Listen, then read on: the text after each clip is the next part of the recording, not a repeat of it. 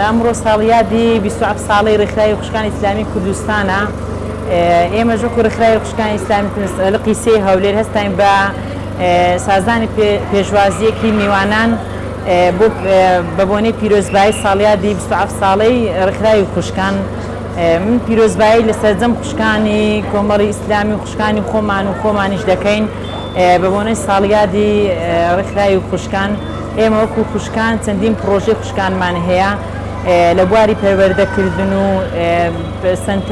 سەنتەری خوشکان و ورۆ پەروەردەکردنی نەخوێندەواری و ئاینی و پرۆژەی سۆمای چاوان، هەر خزمەتکردنە بە ئافرەت و بەچینی ئافرەت و چەندین پرۆژەمان هەیە لە بواری کۆمەڵایەتی و گەشە پێدانی خوشکان و پەروەردەکردنی منداڵان و ساڵانە و بەردەوام لە پرۆژەکانمان بەردەوامین و بەردەوام ئەو پرۆژانەمان هەیە.